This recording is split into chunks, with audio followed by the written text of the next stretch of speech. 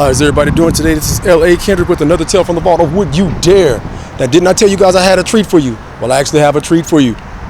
You know, I've been traveling a lot these last couple of days, trying to get stuff in and get stories. But check this out. Check this out. Guess where I'm at? Bing, bam, boom.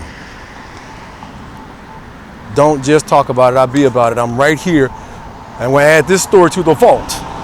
All right? Been a long time coming. I got a lot more places that I want to travel to. Just got back from California, seeing the giant sequoias. Birthday's coming up in a couple of weeks. So what I'm trying to do is I'm basically making sure that I give you guys some incredible stories and that you're on the right channel. A lot of people have channels. They don't get out and do the work. They just sit behind things, and that's fine. Sit back and do what you got to do. But I'm out here living it. I'm out here doing it. And again, I am in Roswell, New Mexico. So if you haven't heard the story, I'm gonna give you a quick rundown of it. It's the 4th of July. So the party don't start till you walk in, and now that you're here, let's begin. Give you a little bit of history. I'm pretty sure you guys have all heard the story. Remember, with a grain of it, we're not changing a thing. But I believe you guys know some of the story. So I'm gonna keep looking at.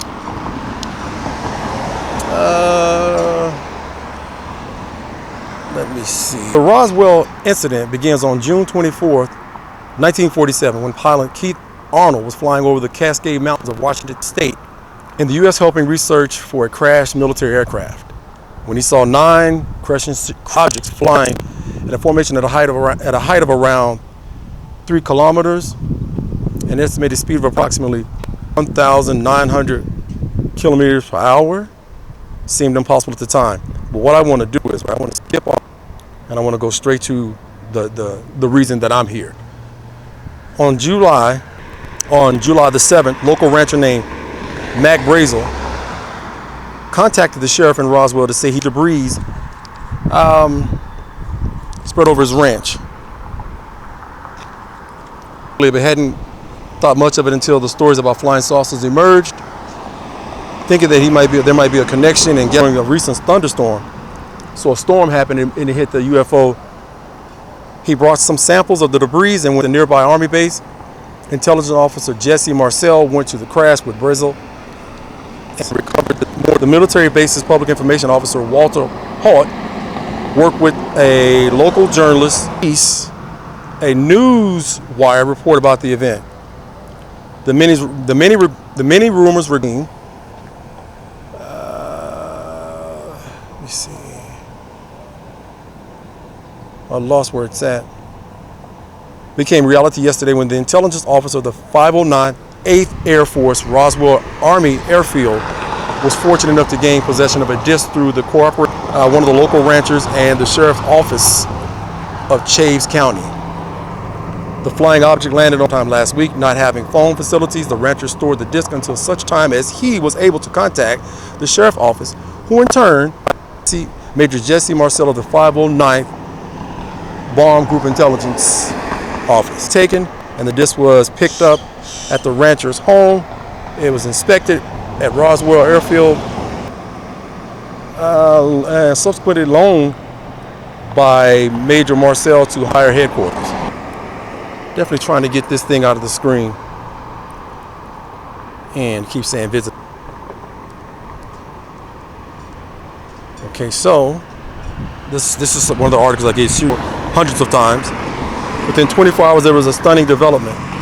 In a complete reversal of position regarding the Roswell, the U.S. military said a mistake had been made and that a flying saucer was a crashed weather balloon. Let me skip some stuff around here. A series of photos published showing Remy Marcel and other military personnel holding some of the debris. Sure enough, it looked pretty uninspiring. It was entirely consistent with the tenfold aspect, the explanation. And with the 24/7 news cycle, internet, social media, and activists community UFO researchers, as such a turnaround will no doubt cause controversy and conspiracy theories on a massive scale. This is that the 509th Bomb Group was the only atomic bomb capable squadron anywhere in the world at the time. Imagine these elite personnel, many of whom were familiar with weather balloons, being fooled in this way. We all know more, but the post-war America was different from today, and in that calmer, more trusting of authority area, the weather balloon explanation was almost unrivaled, was universally believed. All right, then I look at, there's another part of the article, it's a long article, where the plot thickens. Let me see. The story of the Roswell crash was rediscovered in 1988 by nuclear physicist turned ufologist Stanton Friedman, R.I.P., who was tipped off that it had an interesting story to tell, none other than Jesse Marcel. Marcel told Friedman the weather balloon explanation had been a cover story and that the photos had been staged with weather balloon debris, substituting for real wreckage. And let me walk while I'm talking, trying to make sure I'm doing this properly for you guys. He claimed everyone involved in the retrieval was clear the object had indeed been an extraterrestrial spaceship. Next few years, researchers dug deeper into the mystery, tracking down many of the key players, locating additional witnesses, and happened. A number of retired military personnel who'd been based at Roswell, of the crashed spacecraft narrative, and added their own details.